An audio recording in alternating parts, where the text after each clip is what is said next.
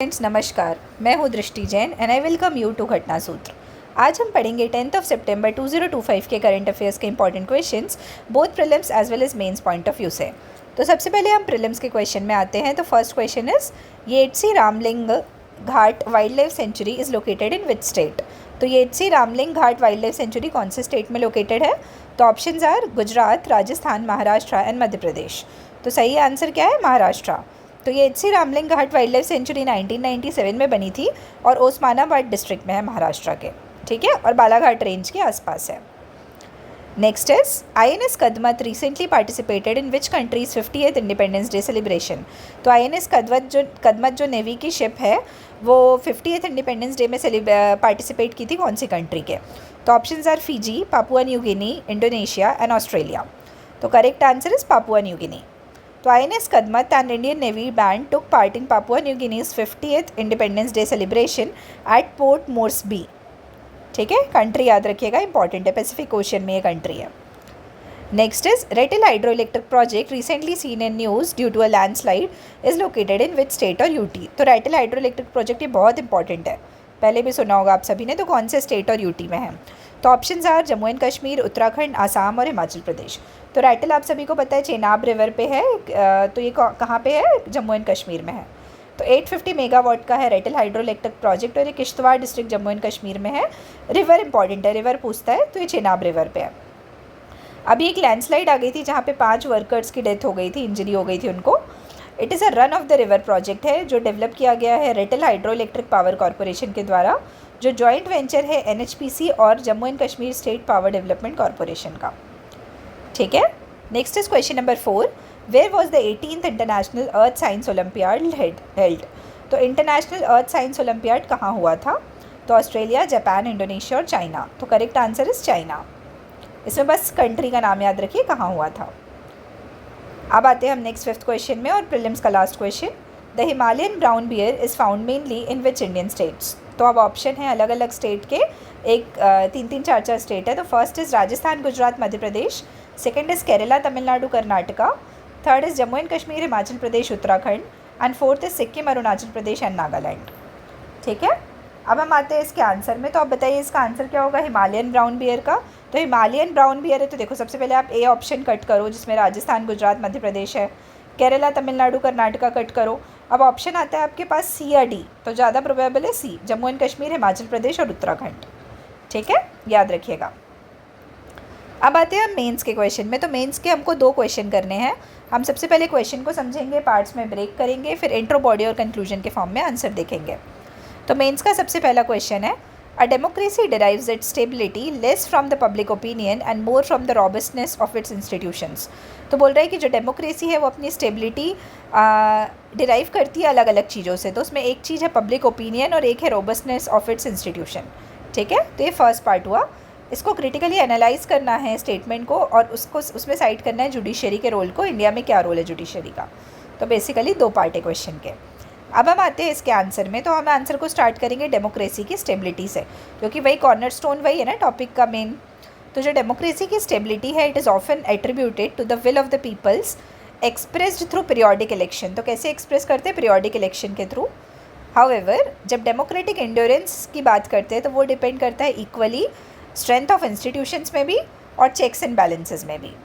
तो इंडिया में क्या है, जुडिशरी एमर्ज करी है एक पाइवोटल इंस्टीट्यूशन के जैसे, जिसने सेफगार्ड किया है कॉन्स्टिट्यूशनलिज्म को, फंडामेंटल राइट्स को, रूल ऑफ लॉ को, स्पेशली जब पब्लिक ओपिनियन वोलाटाइल होता है उस केस में। अब आते हैं हम इसके फर्स्ट पार्ट में कि इंपॉर्टेंस क्या है इंस्टीट्यूशंस का ओवर पब्लिक ओपिनियन। तो सबसे पहले कि पब्लिक ओपिनियन ना ट्रांजिएंट है। जैसे एग्जांपल ले लेते हैं कि आज कोई बोलेगा ये चीज़ अच्छी है, कल कोई बोलेगा ये चीज़ अच्छी नहीं है।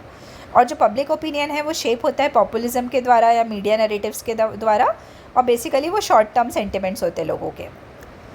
लेकिन जब इंस्टीट्यूशंस की बात करते हैं जैसे जुडिशरी, तो वो इंश्योर करती कंटिन्यूटी, अपहोल्ड करती कॉन्स्टिट्यूशनल मोरालिटी और प्रोटेक्ट करती माइनॉरिटीज़ को। इसका यदि हम एग्जाम्पल देखें तो जो स्ट्राइक डाउन हुआ था NJAC उसकी बात कर लो या केशवनंद भारती केस की बात कर लो जिसमें बेसिक स्ट्रक्चर डॉक्ट्रिन आया था, ये सब हमको हेल्प किए हैं आगे के गवर्नेंस में। अब जुडिशरी का रोल क्या है डेमोक्रेसी को स्टेबल बनाने में, स्टेबिलिटी लाने में? तो सबसे पहले कि वो गार्जियन की तरह एक्ट करती है, गार्जियन ऑफ फंडामेंटल राइट्स, जिसका स्कोप एक्सपैंड हुआ आर्टिकल 21 के अंदर। Checks on executive and legislature, तो basically balance of power maintain करने में हेल्प करती है। फिर नेक्स्ट इज क्राइसिस मैनेजमेंट, तो इंटरवीन करती है ड्यूरिंग पॉलिटिकल क्राइसिस, जैसे जब इंदिरा गांधी का इलेक्शन वर्डिक्ट आया था उस टाइम। अब इसके क्रिटिसिज्म या लिमिटेशन की बात की जाए तो कभी कभी जुडिशियल ओवर रीच हो जाता है, जिसमें instances where judiciary is accused of stepping into executive और लेजिस्लेटिव डोमेन। तो कभी कभी क्या होता है, जुडिशरी एग्जीक्यूटिव या लेजिस्लेटिव डोमेन में ओवर रीच कर देती है। फिर लैक ऑफ ट्रांसपेरेंसी, तो जो कोलेजियम सिस्टम है वो बहुत बार अपनी ओपेसिटी के लिए उसको देखा वो किया गया है कि उसमें काफ़ी ज़्यादा ओपेसिटी रहती है, ट्रांसपेरेंसी नहीं रहती है। फिर नेक्स्ट इज डिलेड जस्टिस, तो pendency of over 4.4 crore cases ये अंडरमाइन करता है फेथ को जुडिशरी में। फिर पब्लिक ओपिनियन के रिलेवेंस की बात की जाए तो जो डेमोक्रेसीज़ है वो इग्नोर नहीं कर पाती बहुत बार पब्लिक सेंटिमेंट को, लेकिन जुडिशरी की बात आप सभी हर किसी को माननी पड़ती है। अब इसके लिए सजेशन क्या है कि हम बेसिकली जुडिशरी का रोल भी कैसे एनहांस कर सकते हैं और डेमोक्रेसी को स्टेबल भी बना सकते हैं। तो पहला है स्ट्रेंथन करना इंस्टीट्यूशनल कैपेसिटी को, जिसमें हम रिड्यूस करेंगे पेंडेंसी को थ्रू टेक्नोलॉजी, मोर जजेस और बेटर इंफ्रास्ट्रक्चर। अपॉइंटमेंट्स को ट्रांसपेरेंट बनाएंगे, जिसमें हम रिफॉर्म करेंगे कोलेजियम सिस्टम को और एनहांस्ड अकाउंटेबिलिटी लाएंगे। प्रमोट करेंगे जुडिशियल अकाउंटेबिलिटी, उसके साथ साथ हम जुडिशियल एथिक्स और स्टैंडर्ड्स भी लाएंगे सही तरीके के। बैलेंस ऑफ पावर मेंटेन करेंगे, जिसमें जुडिशरी प्रैक्टिस करेगी सेल्फ रिस्ट्रेंट। सिविक अवेयरनेस लाएंगे, जिसमें इनकरेज करेंगे public understanding of constitutional values, जिससे हम हार्मोनाइज कर सकें पब्लिक ओपिनियन को। तो ये हुआ हमारा बॉडी वाला पार्ट। अब हम आते हैं कंक्लूजन में। तो democracy is sustained not merely by majoritarian sentiment, तो बोल रहा है कि डेमोक्रेसी बस मेजॉरिटेरियन सेंटिमेंट से शेप नहीं होती, जबकि रूल ऑफ लॉ और इंस्टीट्यूशनल रेजिलियंस भी उसके लिए इक्वली इंपॉर्टेंट है। In India, the judiciary has acted like a bulwark against authoritarian tendencies. इसीलिए हमको क्या चाहिए, बोथ इंस्टीट्यूशंस भी सही चाहिए और इन्फॉर्म पब्लिक ओपिनियन भी चाहिए, जिससे दोनों एक दूसरे को कॉम्प्लीमेंट कर सके और स्ट्रेंथन कर सके कॉन्स्टिट्यूशनल डेमोक्रेसी। ठीक है, आई होप ये आंसर समझ आया होगा।